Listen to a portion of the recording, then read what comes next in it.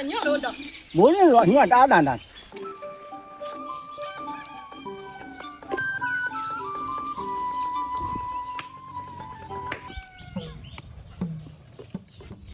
7月。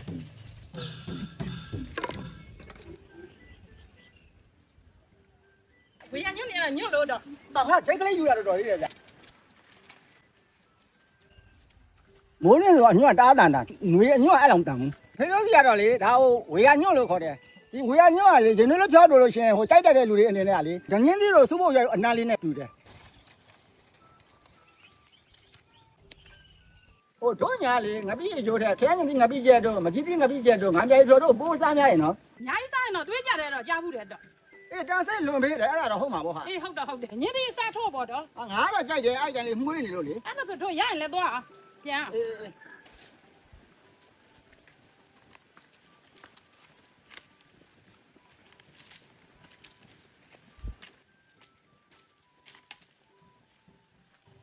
对，这大头大工作，今年一门7月，这帮一年嘛，这帮个要啥？ ကြက်သားလေးချက်ဖို့အတွက်နေတော်ခုတ်ထစ်ပြီးတော့ရေတောက်အောင်စီးထားတဲ့ကြက်သားတွေကိုရင်းကျက်သွန်ဖြူငရုတ်အကြမ်းမုံရောထောင်းထားတာလေးနဲ့ငမြရည်ငပိအနှင်းငယ်စားစလွန်းမဆလာတို့ထည့်ဆုံနေပြီးတော့စီလေးထည့်ပြီးလုံးချက်လေးချက်လိုက်ပါမယ် 这个你妈妈呢？这大铁路没？哎，你多哩呢对啊，我毕业就哩啥就来一下。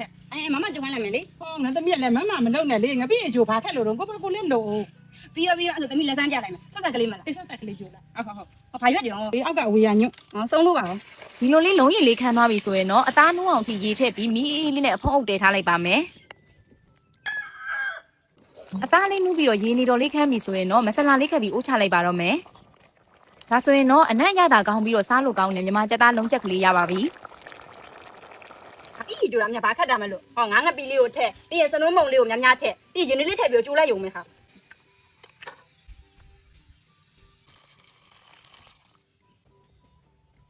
这都路上也不太大，喂，对，有的天，有的啥里说这种太来嘛，那种太，没来嘛，没你多吧，我都讲没个比就到我就在铺烂的了，我啥说那种太来，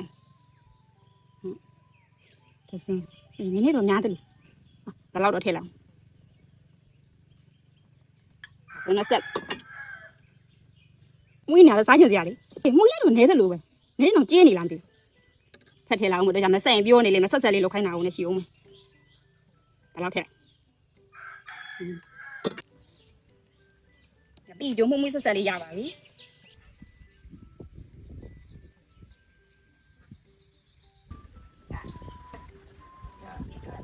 比就啥里等你就他。 啊，好了哇，那东西，那毕业就哩，那我没有。好的，